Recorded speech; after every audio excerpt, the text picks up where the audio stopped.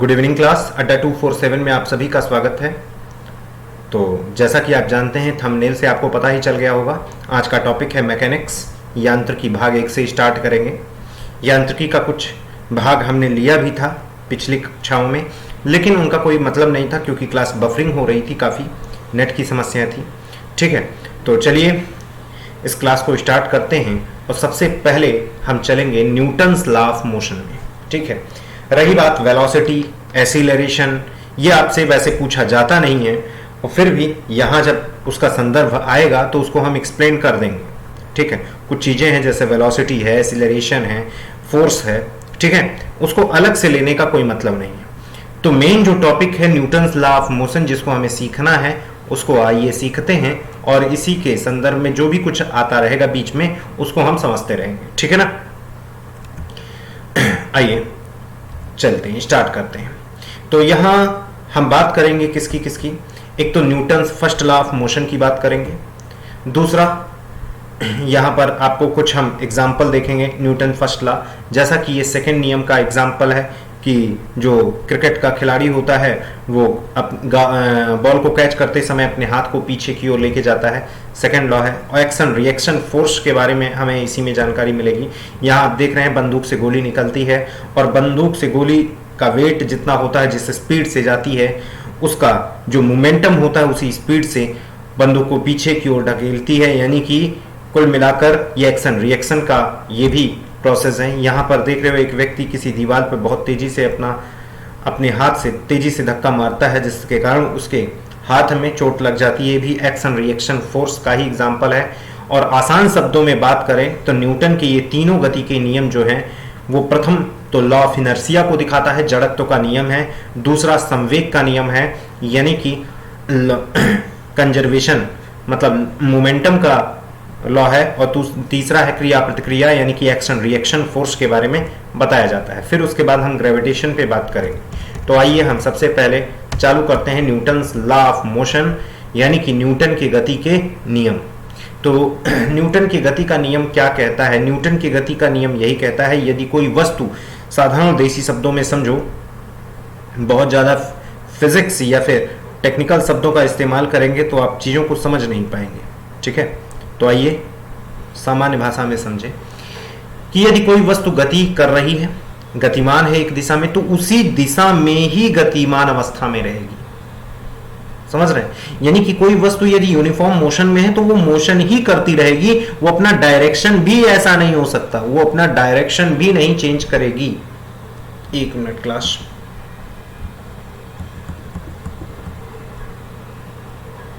चलिए। हाँ, तो वो अपना डायरेक्शन भी नहीं चेंज करेगी, वो उसी दिशा में ही गतिमान रहेगी, यूनिफॉर्म मोशन ही करती रहेगी जब तक कि उस पर कोई बाह्य फोर्स यानी कि एक्सटर्नल फोर्स ना लगाया जाए, एक्सटर्नल फोर्स अप्लाई ना किया जाए, कोई बाह्य फोर्स ना लगाया जाए, तब तक वो गतिक अवस्था में ही बनी रहेगी। यदि कोई वस्तु विराम अवस्था में है तो वो विरामावस्था में ही रहेगी, यानी कि कांस्टेंट स्टेट में ही रहेगी, अपनी ही स्थिति में रहेगी, जब तक कि उस पर कोई ये मूव तभी करेगी या इनमें परिवर्तन तभी आएगा जब इस पर कोई एक्सटर्नल फोर्स लगाया जाए। यानी कि एक प्रकार से जड़त्व का मतलब होता है आलस्य, यानी कि सभी वस्तुएं आलस्य के मतलब एक प्रकार से प्रतीक है। यदि गति कर रही है तो जा ही रहे हैं, तो जा ही रहे हैं, उसी दिशा में ही मूवमेंट है। और अगर स्थिर है तो स्थिर ही है। जैसे आपको मम्मी जब सुबह जगाती हैं तो आप सोते ही रहते हैं, सोते हैं तो सोते ही रहते हैं जब तक कि कोई बाह्य एक्सटर्नल फोर्स न लगाया जाए। आलस्य की तरह मतलब जड़ की तरह, जड़ वस्तु की तरह आप पड़े रहते हैं। ये बात समझ गए? तो एक प्रकार से ये जो न्यूटन्स का नियम है ये बताता है, यदि कोई वस्तु एक समान रेखा में एक निश्चित दिशा में गतिमान है तो गतिक अवस्था में ही बनी रहेगी। यदि स्थिर है तो स्थिर अवस्था में ही रहेगी जब तक कि कोई एक्सटर्नल फोर्स, बाह्य फोर्स उस पर ना लगाया जाए। ये बात सबको समझ में आया? अब होता क्या है, इसके कई मतलब इसके एक प्रकार से अगर देखा जाए तो जो न्यूटन का फर्स्ट नियम है, ये न्यूटन के फर्स्ट नियम की बात मैं कर रहा हूं, समझ रहे हैं? न्यूटन का फर्स्ट लॉ क्या कहता है? यदि कोई वस्तु गतिमान अवस्था में है तो उसी दिशा में गतिक अवस्था में बनी रहेगी, यदि स्थिर है तो स्थिर अवस्था में ही बनी रहेगी, जब तक कि उस पर कोई बाह्य बल न लगाया जाए।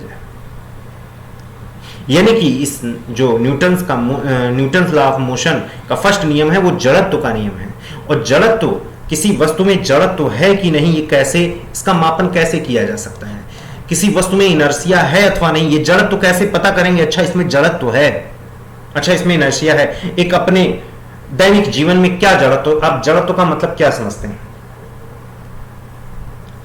देखिए, जैसे एक साइकिल वाला हमारे पास आए तो साइकिल वाले को रोकने के लिए हमें कम बल लगाना पड़ेगा, ठीक है। लेकिन एक रोड रोलर आ रहा है हमारे पास, या फिर एक बड़ी गाड़ी बस आ रहा है, उसको अगर हम रोकना चाहेंगे तो शायद ना रुके। उसको रोकने के लिए बहुत ज्यादा फोर्स की जरूरत होती है। यानी कि जड़त्व, आपको मैं बता दूं, जड़त्व क्या है? वो मास का प्रतीक है। जिसमें जितना ज्यादा मास होगा उसका जड़त्व भी उतना ज्यादा होगा। हमें उस बस को स्थिर करने में, जो गतिमान अवस्था में थी उसको स्थिर करने में हमें ज्यादा फोर्स लगाना पड़ रहा है, यानी कि उसमें ज्यादा जड़त्व है। वो वैसा ही रहना चाह रही है, वो गतिक अवस्था में ही बनी रहनी चाह रही है। ये बात समझ में? जबकि एक साइकिल सवार को हम बड़े आसानी से रोक सकते हैं क्योंकि उसका मास कम है। यानी कि सीधी बात आप समझिए, इनर्शिया का प्रतीक क्या है? मोमेंटम, सॉरी, इनर्शिया का प्रतीक क्या है? मास। जितना ज्यादा उस वस्तु में मास होगा उस वस्तु में उतना ही ज्यादा इनर्शिया होगा। यह बात सबको क्लियर समझ में आ रहा है? न्यूटन्स लॉ ऑफ मोशन में फर्स्ट नियम क्या कहता है? जड़त्व का नियम है। यदि कोई यूनिफॉर्म मोशन में कोई वस्तु गति कर रही है तो यूनिफॉर्म मोशन में ही रहेगी जब तक कि कोई बाह्य बल ना लगाया जाए। अगर स्थिर है तो गतिक अवस्था में कोई नहीं ला सकता जब तक कि कोई उस पर बाह्य एक्सटर्नल फोर्स न लगाया जाए। अब उदाहरण के तौर पर बात करें तो जो जड़त्व होता है वो दो टाइप का होता है, टू टाइप का होता है। जड़त्व का प्रतीक किससे हम मापते हैं? जड़त्व को मास।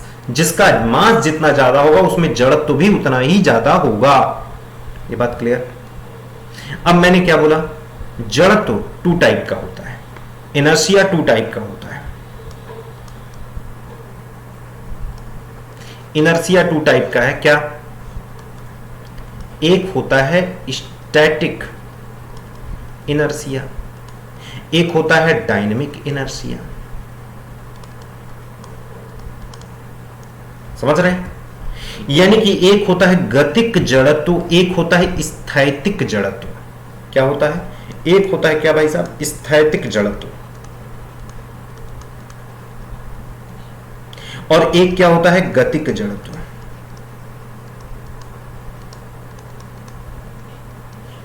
ये बात समझ में आए? स्थैतिक जड़त्व, गतिक जड़त्व समझ में आए? यानी कि स्थैतिक जड़त्व का मतलब क्या है? कोई वस्तु स्थिर है तो स्थिर ही रहना चाह रही है। गतिक जड़त्व का मतलब कोई वस्तु गतिमान है तो गति अवस्था में बनी रहनी चाहिए। ये बात समझ रहे हैं? जैसे अगर हम बात करें कि मान लीजिए यहां इस उदाहरण में आप देख रहे होंगे, यहां पर जो गाड़ी है वो गतिक अवस्था में ही रहती है, जिसके कारण इसमें जो बैठी लड़का है या लड़की है, व्यक्ति है, वो भी गतिक अवस्था में ही रहता है।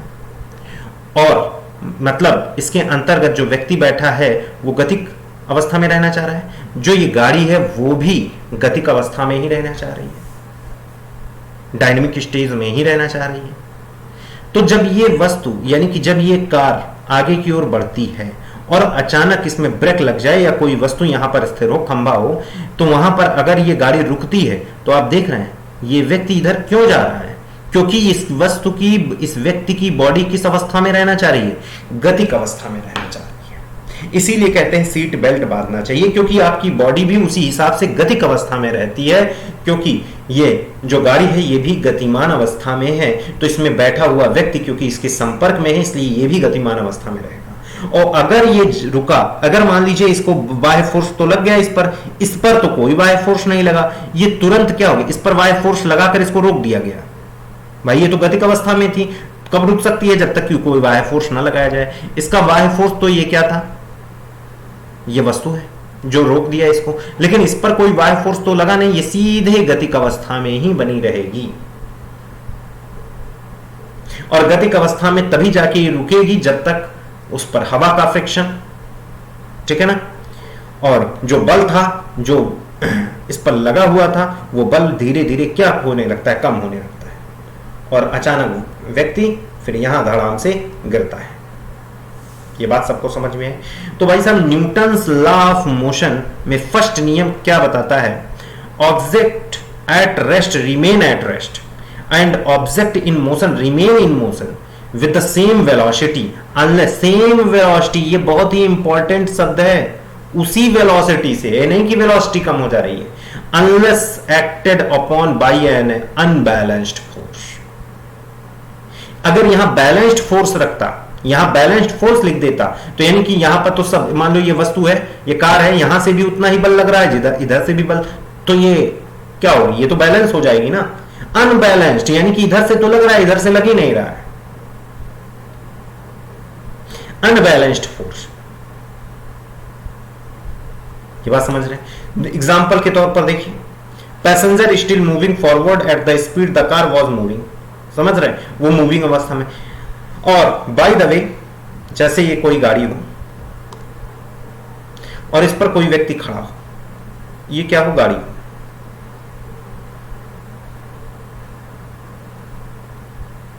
और ये गाड़ी इस तरफ मूव करे, तो इस पर जो बैठा हुआ व्यक्ति है, पहले तो मान लो ये पहले गाड़ी स्थिर थी, तो ये वस्तु भी, ये व्यक्ति भी स्थिर है। जैसे ही गाड़ी मूव करेगी, इसका निचला मतलब इसका जो पैर वाला हिस्सा है, क्योंकि ये गाड़ी के संपर्क में, ये आगे की ओर जाएगा, व्यक्ति की अपर बॉडी पीछे की ओर जाएगी। इसीलिए जब रुकी हुई गाड़ी, रुकी हुई ट्रेन, रुकी हुई बस जैसे ही आगे की ओर बढ़ती है, हम पीछे की ओर जाते हैं। ये बात समझ में आया। इसीलिए ड्राइवर धीरे धीरे करके उसे आगे बढ़ाता है। तो ये आपको बात क्लियर हो गई होगी। यहां पर क्या था, ये वस्तु की बॉडी, ये व्यक्ति की बॉडी स्थिर अवस्था में ही रहना चाहती, इसलिए पीछे की ओर गई और ये गतिक अवस्था में आ गई। यहां पर क्या था, ये जो वस्तु थी, ये जो व्यक्ति है, ये डायनेमिक स्टेज में ही रहा। यहां गतिक जड़त्व है जबकि यहां स्थैतिक जड़त्व है, यहां स्टैटिक इनर्शिया है जबकि यहां डायनेमिक इनर्शिया है। यह बात सबको समझ में आ रहा है? सब लोग बताइए।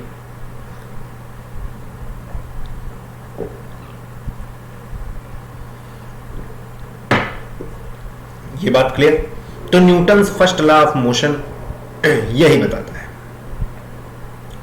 आप देखे होंगे, जैसे पत्थर से आप वृक्ष पर जो फल लगे होते हैं उसको आप तेजी से मारिए तो क्या होता है, जो फल उसमें होता है वो तेजी से क्या कर जाता है, नीचे की ओर जाता है।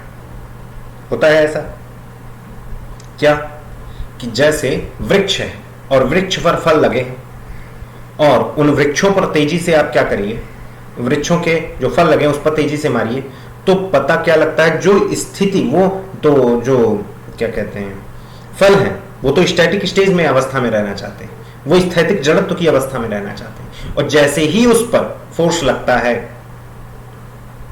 समझ रहे हैं, तो फोर्स लगता है, डायनेमिक, पत्थर जो होता है वो तो डायनेमिक स्टेज में है, यानी कि डाल हिल गई लेकिन वो वहीं पर रहा, और डाल हिली तो अपने आप खट से अलग हो जाता है। समझ रहे हैं? क्योंकि फल लटका हुआ है, फल स्टैटिक स्टेज में है, जबकि ये ब्रांच भी स्टैटिक स्टेज में है। हमने क्या किया, ब्रांच को हिला दिया, या आधी चल जाए ब्रांच हिल जाते हैं। ये क्या करेंगे, ये स्टैटिक स्टेज में रहना चाहते हैं जबकि ब्रांच हिलना चाह रही है, तो अपने आप इस पर और इस पर एक फोर्स लगता है, एक बल लगता है और फल जो होता है ब्रांच से अलग हो जाता है। आप दूसरा उदाहरण के तौर पर अगर देखें, टेम्पो में आप सभी लोग बैठे होंगे, ठीक है, टेम्पो वाला जैसे ही दिशा मोड़ता है, ठीक है, यहां एक चीज बहुत ध्यान देना है, यूनिफॉर्म मोशन, यहां लिखा नहीं है, यूनिफॉर्म मोशन यानी कि उसी दिशा में ही, यूनिडायरेक्शनल होना चाहिए, उसी दिशा में ही गति, दिशा भी नहीं चेंज होगी। यह बात सबको समझ में है? जैसे टेम्पो वाले आप देखे होंगे, जब टेम्पो वाला अचानक किसी गली में मोड़ता है या अचानक किसी रास्ते में मोड़ता है तो उस पर बाहर की तरफ बैठा हुआ व्यक्ति पीछे की ओर झुक जाता है। ये बात समझ रहे? जैसे उदाहरण के तौर पर हम बात कर रहे हैं, जैसे टेम्पो वाला जा रहा है और अचानक मोड़ दे, तो इसमें जो बैठा हुआ व्यक्ति है वो भी स्टेज अवस्था में रहता है, ये इसी अवस्था में रहेगा, इसी अवस्था में, और जैसे भाई साहब मुड़े ये आगे की ओर झुकता है, इस अवस्था में रहना चाहता है, वो इसी अवस्था में जाना चाह रहा है, लेकिन ये भाई साहब मोड़ दिए इसको, तो ये बाहर की तरफ झुकता है। ये बात सबको समझ में है? तो Newton's first law of motion को आप अच्छे से समझ गए होंगे, उम्मीद करते हैं। ठीक है, अब आते हैं सेकंड नियम।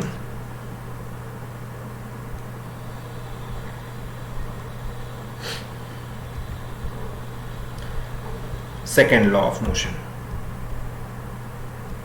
यहां पर वही दिखाया गया है, न्यूटन्स फर्स्ट लॉ। यहां अगर ये सीट बेल्ट बांधी थी तभी आगे की ओर कम झुकी, नहीं तो अगर सीट बेल्ट ना बांधी होती और गाड़ी अचानक रुकती तो तुरंत इसका जो मुंह है ये बिल्कुल फूट जाता और ब्लड निकलने लगता। समझ रहे हैं कि नहीं? यहां पर आप उदाहरण के तौर पर देख सकते हैं, ये अपने हाथ को क्या कर रहा है, पीछे कर रहा है, यहां पर अपने हाथ को पीछे कर रहा है। ये बॉलर बॉल को जब कैच करता है तो अपने हाथ को पीछे की ओर ले जाता है। क्यों लेकर जाता है? इसमें न्यूटन का सेकंड लॉ लगता है, Newton's second law of motion, Newton के दूसरे गति का नियम है। क्या है? अब आइए उसको सीखते हैं। न्यूटन का दूसरा नियम यह कहता है, किसी वस्तु में संवेग परिवर्तन की दर, मैंने क्या रखा, किसी वस्तु में संवेग, ध्यान से सुनना, यह शब्द बहुत इंपॉर्टेंट है, संवेग परिवर्तन की दर, इंग्लिश में भी बताऊंगा, वस्तु द्वारा लगाए गए एक फोर्स के बराबर होती है, F। किसी वस्तु में होने वाला संवेग परिवर्तन की दर, एक वो वस्तु जिसमें संवेग परिवर्तन की दर हो रही है, वो एक फोर्स एक्सर्ट करता है, एक फोर्स लगाता है। अब संवेग क्या होता है, पहली बात तो ये समझना होगा, यानी कि रेट ऑफ मूवमेंट, मतलब change of rate of momentum is directly proportional to applied force of an article। ये बात समझ गए? यानी कि संवेग को हम कहते हैं इंग्लिश में मोमेंटम। ये बात समझ रहे? मोमेंटम बोलते हैं। मोमेंटम में क्या होगा? चेंज, परिवर्तन का मतलब चेंज, मोमेंटम चेंज की दर, rate of change of momentum इसको कह सकते हैं, rate of change of momentum, rate of change of momentum, यानी कि संवेग में परिवर्तन की दर क्या होती है?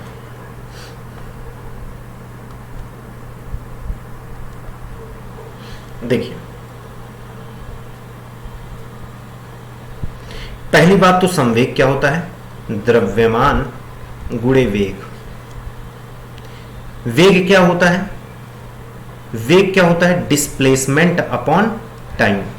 समय के अनुसार यदि कोई वस्तु अपना डिस्प्लेसमेंट चेंज करे तो उसे हम क्या कहते हैं? यदि t समय में डिस्प्लेसमेंट 4 किलोमीटर हुआ हो, या मतलब अगर 4 सेकंड में डिस्प्लेसमेंट 2 मीटर हुआ है तो कितना डिस्प्लेसमेंट निकल के आया?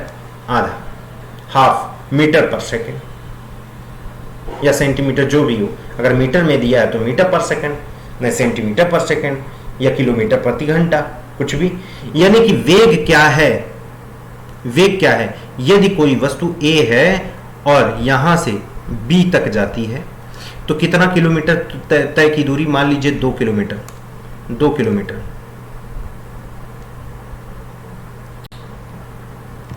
एक मिनट क्लास।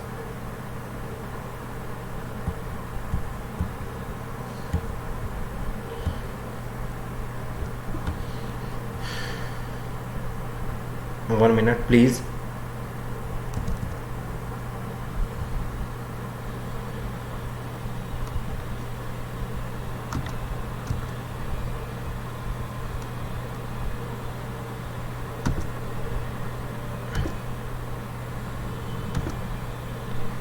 एक मिनट।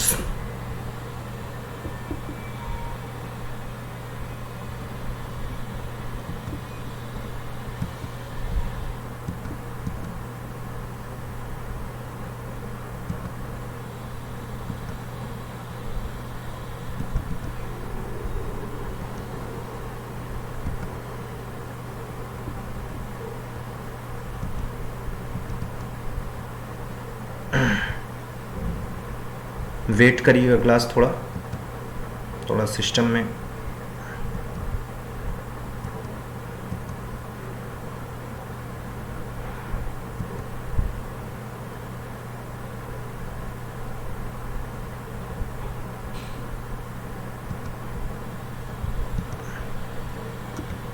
एक मिनट।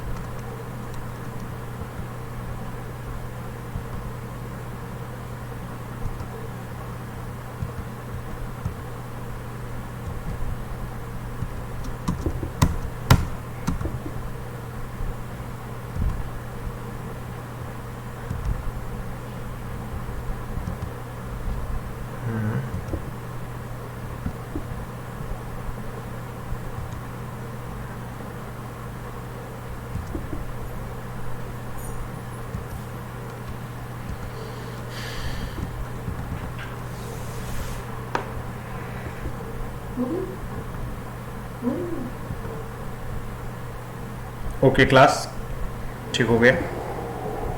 चलिए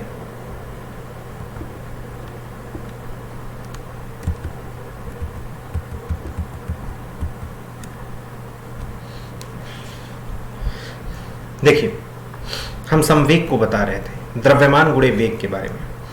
तो यहां पर अगर मान लीजिए 2 किलोमीटर ये दूरी तय की गई, 2 किलोमीटर लगभग,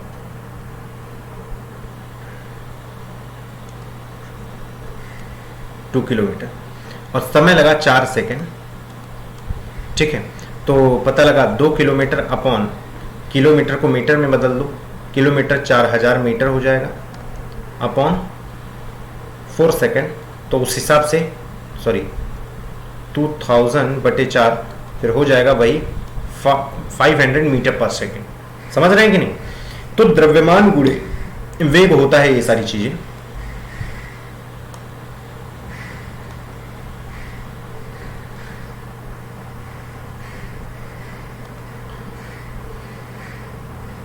द्रव्यमान गुणे वेग, तो पता लगा ये होता है। अब m इंटू वी, ये बात आपको समझ रहे हैं? द्रव्यमान गुणे वेग क्या होता है ये आपको क्लियर हो गया होगा। इसी को हम कहते हैं भाई साहब संवेग, इसी को मोमेंटम बोलते हैं, द्रव्यमान गुणे वेग। मैंने क्या कहा? संवेग में परिवर्तन की दर, बात अगर करें यहां संवेग परिवर्तन की दर,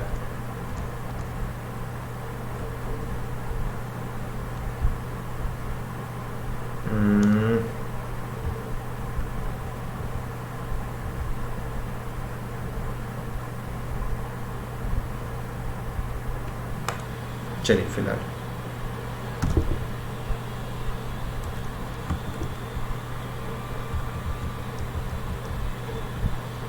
यहां मैं समझा दे रहा हूं। यहां पर संवेग परिवर्तन की दर, यहां पर आप ध्यान से देखिएगा, m1 मान लीजिए कोई वस्तु है, यहां पर इसका द्रव्यमान मास m है, इसकी वेलोसिटी v1 है, और ये पहुंच जाती है कहां पर? यहां पर। इसकी वेलोसिटी पता लगा v2 हो गई, मास तो वही रहेगा।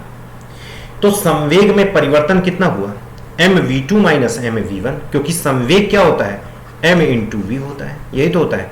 तो mv2 माइनस mv1, ये क्या है? संवेग में परिवर्तन। कितने समय में हुआ? मान लीजिए t सेकंड में हुआ, इसकी वेलोसिटी v1 से v2 t सेकंड में हुआ, तो ये तो संवेग में रहा परिवर्तन, और नीचे t से अगर हम डिवाइड कर दिए तो संवेग परिवर्तन की दर हो गई। समझ रहे हैं? ये क्या हो गई? संवेग में परिवर्तन की दर, यानी कि rate of change of momentum. ये एक फोर्स के बराबर होता है। कैसे, आइए देखते हैं। भाई साहब m हम क्या ले लिए, कॉमन ले लिए, v2 माइनस v1 कर लो अपॉन t कर लो। अच्छा, अगर वेलोसिटी चेंज हो रही है t से समय में, इसी को ही तो त्वरण कहते हैं भैया। वेग में परिवर्तन की दर ही तो त्वरण कहलाती है। और क्या हो जाएगा, m इंटू ए। वेग में परिवर्तन v2 minus v1 upon T, यही तो होता है। वेग में परिवर्तन की दर समय से अगर भाग दे दिए तो द्रव्यमान गुणे त्वरण, समझ रहे हैं। यानी कि द्रव्यमान गुणे त्वरण, अगर हम वेलोसिटी में परिवर्तन की दर देखें m, अगर ये तो आप समझ रहे होंगे, 2 मीटर पर सेकंड अगर स्पीड है, बाद में 4 मीटर पर सेकंड हो जाती है, तो क्या कहते हैं उसे, 4 मीटर पर सेकंड हो जाती है। ठीक है, तो वेलोसिटी में अंतर आया ना, कितने समय में आया, मान लो 2 सेकंड में आया, तो कितना हुआ, त्वरण कितना हुआ, 4 माइनस 2 अपॉन 2, 4 माइनस 2 अपॉन 2, यही तो कहते हैं वेग में परिवर्तन की दर है, क्या निकल के आएगा, 1। ऐसे ही हमने क्या कहा, संवेग में परिवर्तन, यानी कि m v2 minus m v1, लेकिन उसको t से मल्टीप्लाई वो डिवाइड कर दिया, तो v2 अपॉन v1, यहां तो v अपॉन t ही तो है। और v अपॉन t को हम क्या डिनोट करते हैं, बताओ जरा, आपको यहां से क्लियर होगा। हम क्या बोले, m v2 minus v1 upon t, ये क्या है, फोर्स के बराबर, अनुक्रमानुपाती होता है। अच्छा, वेलोसिटी अपॉन टाइम क्या होता है, ये तो कुल मिला के v2 में से v1 घटाओगे, आएगा तो वेलोसिटी ही, वेग ही तो आएगा। तो अगर द्रव्यमान का गुणा v से कर दिया जाए और t से हम भाग कर दें, तो निकल के आएगा क्या, फोर्स। और v अपॉन टी क्या होता है, m इंटू ए, द्रव्यमान गुणे त्वरण f। ये बात समझ रहे हैं, यही तो होता है f, m into a is equal to f, त्वरण के ही तो बराबर होता है। यहां हमें एक चीज समझनी है, अगर इस t का मान बढ़ाते जाओगे तो f का मान कम होता जाएगा, अगर t का मान कम करते जाओगे तो f का मान बढ़ता जाएगा, अगर t का मान बढ़ाते जाओगे तो f कम होता जाएगा। समझ रहे हैं कि नहीं। यहां पर आप बहुत अच्छे से इसका उदाहरण समझ सकते हैं। यहां पर आप देख रहे होंगे, यहां पर बॉल को कैच कर रहा था, तो ये अपने हाथ को पीछे धीरे धीरे करके ले गया। ये वेलोसिटी मान लो 4 मीटर पर सेकेंड है, मान लो 4 मीटर पर सेकेंड है इसकी स्पीड, ये आया। और जब इसके बॉल अगर हाथ को पीछे ना ले जाता तो इस बॉल की स्पीड क्या हो जाती, यहां पर आके 0 हो जाती कि नहीं। वेलोसिटी यहां 4 मीटर पर सेकेंड है, जैसे इसने हाथ में कैच किया 0 तो हो जाएगा ना। तो अगर वेलोसिटी तुरंत 0 हो जा रही है, समय कम लग रहा है, यानी कि यहां मैंने यही चीज बताया, अगर v2 से v1 होने में समय बहुत कम लग रहा है, यानी कि समय बिल्कुल नहीं लग रहा है, तो ये समय अगर कम हुआ तो फोर्स ज्यादा लगेगा। यानी कि यहां पर आप समझ रहे होंगे, अब अगर ये तुरंत कैच कर लेता, अपने हाथ को यहीं रखे रहता, तो इसके हाथ में चोट बहुत लगता, फोर्स बहुत लगता। लेकिन इसने हाथ को क्या किया, धीरे धीरे पीछे भी किया। यह हाथ को धीरे धीरे पीछे क्यों कर रहा है, क्योंकि 4 मीटर पर सेकंड की स्पीड बहुत धीरे धीरे 0 पर आए, तुरंत 0 ना हो। यह समय को क्या कर रहा है, बढ़ा रहा है। ये 4 मीटर पर सेकंड की स्पीड को 0 लाने में समय ले रहा है। ये समय, हाथ को पीछे किया तो समय ले रहा है ना, धीरे धीरे किया, ये समय ले रहा है। अगर तुरंत वहीं पर रोक देता तो इसके पता लगा इसकी उंगली ही टूट जाती। तो समय ले रहा है धीरे धीरे, समय बढ़ाओगे तो फोर्स कम लगेगा। यही कारण है जब भी खिलाड़ी बॉल को कैच करता है, अपने हाथ को पीछे की ओर लेके जाता है, वहीं पर नहीं कैच करता। ये बात सबको समझ में आई। दूसरी बात अगर हम बताएं तो आप देखे होंगे, जैसे हालांकि आजकल तो बैटरी वाले रेक्से हैं जिसमें सॉकर ही नहीं है, आपको हमेशा चोट लगती है उस पर। जबकि वही मर्सिडीज गाड़ियां हों, आप उसमें बैठ जाएं, आपको थोड़ा सा भी झटका नहीं लगता। क्यों नहीं लगता, क्योंकि पता लगा आप जैसे ही झटके से आप ऊपर उठे तो उसमें लगी होती स्प्रिंग, स्पंज लगे होते, वो तुरंत 0 नहीं करते। कभी आपने ट्रैक्टर पे बैठा हुआ, ट्रैक्टर, उसमें स्प्रिंग नहीं लगे होते, उस पर आप बैठ के परेशान हो जाओगे। किनारे किनारे वालों पर। बीच में बैठोगे वहां तो लगे होते हैं स्प्रिंग, लेकिन जो किनारे किनारे गद्दीदार, गद्दी तो नहीं होती है, ऐसे ही बने होते हैं, वहां अगर बैठ जाओ तो आप झटके से परेशान हो जाओगे, क्योंकि वहां नीचे स्प्रिंग उसके लगी ही नहीं है। बात समझ में आई? जबकि अन्य जगहों पर स्प्रिंग लगी होती। स्प्रिंग क्यों लगी होती? ताकि जब ऊपर उठे और हम नीचे बैठे तो तुरंत जीरो ना हो, धीरे धीरे धीरे करके वो बैठेगा। एथलीट्स को आप देखे होंगे, एथलीट्स जब जंप करता है तुरंत उसकी जो जंप करके वहां जब बैठता है तो वहां भी स्पंज लगे होते हैं, वो इस तरह से होते हैं। अगर वो तुरंत कूदे और वहीं वो स्पंज ना हो तो बहुत तेजी से चोट लगेगी, क्योंकि वो V2 से V1 होने में समय लगता है। स्पंज रहेगा तो समय लगेगा, जीरो होने में समय लगेगा। ये बात समझ रहे हैं? तुरंत जीरो V2 से V1 हो गया तो आपके लिए दिक्कत खड़ी हो सकती है। ये V2 से V1 होने में समय ज्यादा लगना चाहिए, तभी फोर्स कम लगेगा। अगर ये समय कम हो गया तो फोर्स बहुत ज्यादा लगेगा, आपको चोट लग सकती है। तो उम्मीद करते हैं सेकंड लॉ आपको समझ में आ गया होगा, क्लियर समझ में आ गया होगा। संवेग में परिवर्तन की दर एक फोर्स का निर्माण करती है। चलें आगे, न्यूटन का थर्ड लॉ, आइए उसको देखते हैं। क्रिया प्रतिक्रिया का नियम है, जो कि ये उदाहरण आपको देखने को मिलते हैं। बात करें अगर, तो आप क्या इसका क्या नियम है? कोई वस्तु दूसरी वस्तु पर, कोई वस्तु दूसरी वस्तु पर जितना बल लगाती है और जिस दिशा में लगाती है, दूसरी वस्तु भी उतना ही बल, जितना ये बल इसने लगाया, जितना फोर्स इस पर लगाया, उतना ही बल विपरीत दिशा में लगाती है, इस पर लगाती है। यानी कि क्या कह रहा है? कोई वस्तु दूसरी वस्तु पर जितने अमाउंट का बल और जिस दिशा में लगाती है, दूसरी वस्तु भी उतने ही अमाउंट का बल उसके विपरीत दिशा में लगाती है। इसे न्यूटन का थर्ड नियम कहते हैं। क्रिया प्रतिक्रिया, उस पर आपने क्रिया किया, वो उसने क्या किया? प्रतिक्रिया किया। ये बात समझ रहे हैं? उदाहरण के तौर पर अगर हम बात करें तो थोड़ा इस बात को गंभीरता से समझिए, इसको रटने की कोशिश ना करिए, क्योंकि रटेंगे तो चीजें बार बार याद करेंगे, लेकिन इंटरेस्ट अगर लाएंगे, दैनिक जीवन में इसको समझने का प्रयास करेंगे तो आपको बड़ा मजा आएगा। हुआ क्या? जैसे ये कोई सामान है, ऐसे नहीं,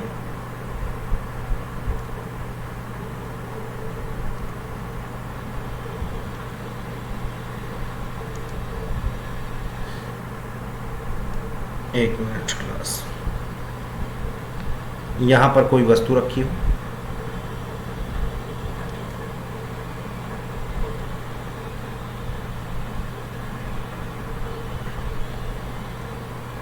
और ये फोर्स लग रहा है, इस पर फोर्स लगाए तो ये वस्तु भी इस पर इतना ही फोर्स लगाएगी, जाहिर सी बात है।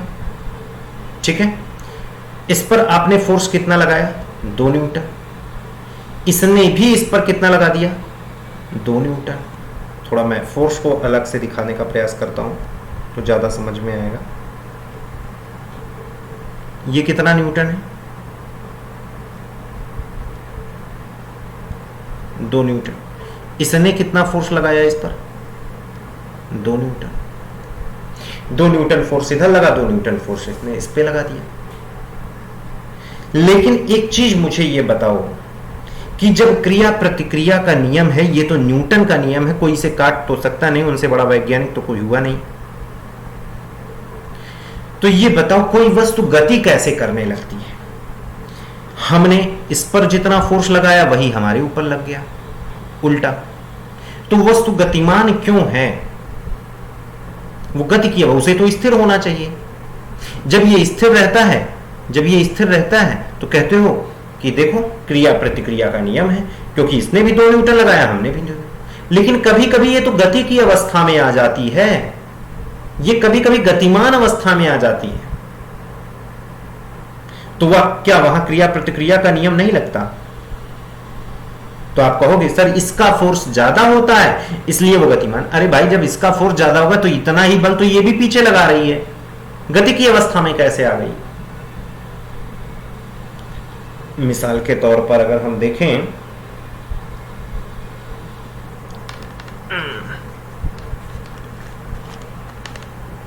जैसे मान लीजिए यहां पर ये मान लीजिए ये कवर है, इस पर मैंने फोर्स लगाया, इस पर फोर्स लगाया तो ये फोर्स लगाने के कारण, या फिर ऐसे इसको रखते हैं, ठीक है, यहां पर फोर्स लगाया तो ये वस्तु पर हमने जब फोर्स लगाया अपनी फिंगर से तो ये वस्तु गतिमान नहीं हुई। क्यों? क्योंकि आपने कहा क्रिया प्रतिक्रिया का नियम। लेकिन कभी कभार ये इसको मैंने फोर्स लगा के ये मूव कैसे करा लेते हैं। ये क्रिया प्रतिक्रिया का जब नियम बराबर होता है, जितना इस पर फोर्स है और जितना इस पर फोर्स है अगर बराबर हो गया तब तो वस्तु स्थिर होनी चाहिए। गति की अवस्था में कैसे आ गई? गति की अवस्था में इसलिए आती है क्योंकि हम जो फोर्स और आप जो फोर्स सोच रहे हैं ऐसा कुछ नहीं है। पानी पी के बताता हूं आप लोग को।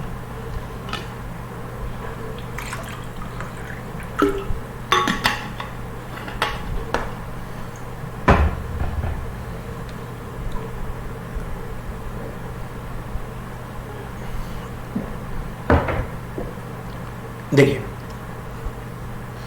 यहां ये दिमाग में रखिएगा, 2 न्यूटन का फोर्स आपने इस वस्तु पर लगाया है ना, इस व्यक्ति पर लगाया है, और 2 न्यूटन का इस पर लगा है।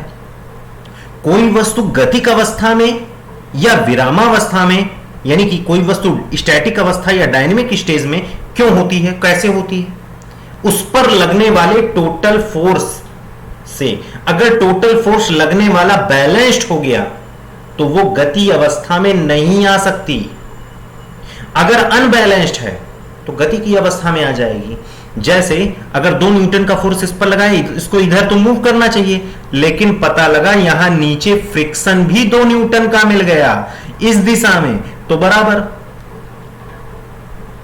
फिर इसने क्या लगाया, इसने कहा मैं 5 न्यूटन लगाऊंगा, इधर से फ्रिक्शन भी 5 न्यूटन का मिल गया, लो फिर भी बराबर। इसने कहा कि मैं अब 7 न्यूटन लगाऊंगा, लेकिन फ्रिक्शन 5 न्यूटन से ज्यादा नहीं हो पाया, यह वस्तु गति की अवस्था में आ जाएगी। तो किसी वस्तु का गति में आना उस पर लगने वाले टोटल फोर्स पर निर्भर करता है। यह तो इस पर लगाया और ये इस वस्तु ने इस पर लगाया फोर्स, यही तो देख रहे हैं। इसने क्या लगाया, इस पर लगाया फोर्स, और ये वस्तु इस पर 2 न्यूटन का बल लगाई है। तो आप कैसे ये 2 न्यूटन माइनस कर सकते हैं? आप कैसे इस 2 न्यूटन को इस 2 न्यूटन के बराबर, 2 न्यूटन बराबर तो हो गया, लेकिन कैसे कह सकते हैं कि अच्छा 2 न्यूटन जब इस पर, 2 न्यूटन जब इस पर, तो वस्तु वहीं स्थिर होनी चाहिए। अरे भाई इस पर टोटल कितने फोर्स लग रहे हैं? इस पर 2 न्यूटन लगा तो इधर भी तो 2 न्यूटन लग गया फ्रिक्शन। वो वस्तु गतिक अवस्था में आएगी क्या? कतई नहीं। इसने 5 न्यूटन लगाया, फ्रिक्शन भी 5 न्यूटन का इधर लग गया इस दिशा में, वो वस्तु नहीं मूव करेगी। ये बात समझे? इसने जैसे ही 7 न्यूटन लगाया, लेकिन इसने भी इस पर 7 न्यूटन लगा दिया, लेकिन इस पर फ्रिक्शन 7 न्यूटन का नहीं लगा और वस्तु आगे की ओर मूव करना चालू कर दी। अब इस पर 2 न्यूटन लग रहा है, इसको तो इधर मूव करना चाहिए, लेकिन इसने भी अपने पैर को यहां जमाए रखा, फ्रिक्शन ले रखा है, इसलिए ये गतिक अवस्था में नहीं है, नहीं तो ये बाहर फिक जाता। इसने फिर क्या किया, पता लगा 5 न्यूटन लगा दिया, इसने 5 न्यूटन का फ्रिक्शन भी ले लिया यहां से और 5 न्यूटन लगाया है। ये भी नहीं गतिक अवस्था में, ये भी नहीं गतिक अवस्था में। ये बात समझ गए? कभी अगर आप अपने पैर के नीचे केले का छिलका अगर ये व्यक्ति रख लिया होता तो सड़क से इधर सरक जाता। ये बात समझ में आ रहा है कि नहीं? ये चीज क्लियर हो पा रही है कि नहीं? यानी कि मेरा कहने का आशय ये है,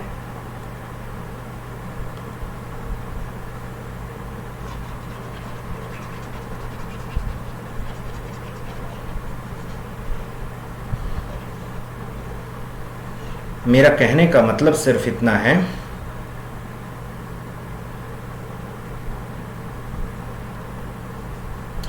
कि अगर कोई वस्तु यहां है और इस व्यक्ति ने इस पर फोर्स लगाए हैं, तो इस पर जितना भी न्यूटन फोर्स लगेगा, मान लो 5 न्यूटन, इसके द्वारा इस व्यक्ति पर भी 5 न्यूटन लगेगा। लेकिन कभी याद रखना, इस 5 न्यूटन को इससे माइनस मत कर देना, कह देना ये 5 न्यूटन ये 5 न्यूटन बराबर है इसलिए वस्तु स्थिर है। ना ना ना, वस्तु स्थिर इसलिए है कि इस पर टोटल फोर्स कितने लगे, 5 न्यूटन इधर लगा, 5 न्यूटन इधर लगा, वस्तु स्थिर है। इसने लगाया 6 न्यूटन जैसे ही किया, लेकिन इसका फ्रिक्शन 5 न्यूटन से ज्यादा नहीं है, यह वस्तु आगे की ओर बढ़ जाएगी। ये कितना इस पर लगाएगी, 6 न्यूटन ही लगाएगी पीछे की ओर। अब अगर 6 न्यूटन को ये अपने फोर्स से, अपने पैर से रोक लिया तो क्या होगा, नहीं, ये भी नहीं मूव करेगा। लेकिन कभी कभी ऐसा भी होता है, पता लगा इसने लगा दिया, कभी आप ट्रक को धक्का देकर देखिएगा, बस को देखिएगा, पता लगा आप पीछे की ओर सरक रहा है। क्यों? क्योंकि मैंने 5 न्यूटन, हमारी क्षमता थी 5 न्यूटन मैंने लगा दिया, बस ने भी हमारे ऊपर 5 न्यूटन लगा दिया, लेकिन हम अपने पैर से उस 5 न्यूटन को रोक नहीं पा रहे हैं, हमारा पैर फिसलता जा रहा है, हम पीछे की ओर सरकते जा रहे हैं। कभी दीवार को धक्का देकर देखिए, कभी टाइल्स पर खड़े हो या दीवार को धक्का दीजिए, आप पीछे की ओर सरकते जाएंगे। कौन फोर्स लगा रहा है? जितना आप उस पर लगा रहे हैं वो उतना आपको लगा रहा है। अगर आपके नीचे फ्रिक्शन होता, घर्षण होता, तो आप रोक सकते थे अपने आप को। तो ये क्वेश्चन पूछा गया है, ये वाला फोर्स इस वाले फोर्स को, क्योंकि ये अलग वस्तु पर लग रहा है और ये अलग वस्तु पर लग रहा है। हां, अगर ये होता कि ये वस्तु पर 5 न्यूटन इधर भी लग रहा है, 5 न्यूटन इधर लग रहा हो, ठीक है, या 6 न्यूटन इधर लग रहा हो, तो समझ में आता अनबैलेंस्ड फोर्स है। इस पर टोटल फोर्स कितने लगे, 5 इधर और 6 इधर। इसमें आप देख रहे हो 5-6 न्यूटन एक ही तरफ लग रहे हैं। आपको उम्मीद करते हैं समझ में आया होगा। नहीं समझ में आया होगा कमेंट बॉक्स में आप कमेंट करिएगा और फिर से पूछिए। ये बात समझ में आए? अब देखिए इसमें ये जो नाव है आगे की ओर क्यों चली जाती है? ये क्या किया, इस पर बल लगाकर इधर कूदा होगा। मान लो इसने 5 न्यूटन लगाया, इस पर फोर्स लगाया और आगे की ओर कूदा, तो ये 5 न्यूटन इसने इस पर लगाया, 5 न्यूटन, ठीक, इसने भी इस पर 5 न्यूटन लगा दिया, ठीक, ये तो आगे की ओर गया, ये भी आगे जाएगी। क्यों?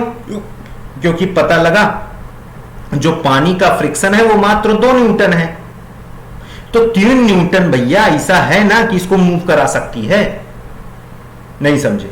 इसने 5 न्यूटन का बल इस पर लगाया और आगे की ओर कूदा, तो 5 न्यूटन जब इस पर लगेगा 5 न्यूटन, तो ये नाव भी तो इस व्यक्ति पर 5 न्यूटन का फोर्स लगाएगी एक्शन रिएक्शन के कारण, ठीक है। 5 न्यूटन से ये आगे गया, आगे की ओर स्लिप किया, ये 5 न्यूटन से आगे की ओर बढ़ रहा था, लेकिन यहां पानी भी तो है, ये पानी अपना फ्रिक्शन लगाएगी कि नहीं, अपना घर्षण लगाएगी कि नहीं। 2 न्यूटन का फोर्स इसने विपरीत दिशा में लगा दिया, घर्षण। लेकिन भैया इधर तो 5 है, उधर 2 है, कुल मिलाकर कितना न्यूटन बचा? 3 न्यूटन का फोर्स किस दिशा में लग रहा है? इधर। नाव मूव करेगी कि नहीं आगे? इसी कारण यही होता है रॉकेट का हिसाब किताब। ये बात समझ रहे हैं? पता लगा जितने फोर्स थे वो पीछे की ओर ढकेल रही है, धक्का दे रही है, जिस हिसाब से गैस को छोड़ रही है उसी हिसाब से गैस भी उसको आगे की ओर धक्का दे रही है और रॉकेट उड़ता हुआ चला जाता है। जितने बल से और जितनी तेजी से फेंकोगे उतनी ही तेजी से वो आगे की ओर करेगा। बहुत स्पीड के साथ उससे गैसेस निकलती हैं। सेम प्रोसेस यहां भी है। तो उम्मीद करते हैं न्यूटन के तीनों नियम आपको बहुत अच्छे से समझ में आ गए होंगे, ठीक है। तो न्यूटन के नियम आपको बहुत अच्छे से क्लियर हो गए होंगे। अगला है ग्रेविटेशनल लॉ, ग्रेविटेशन का नियम।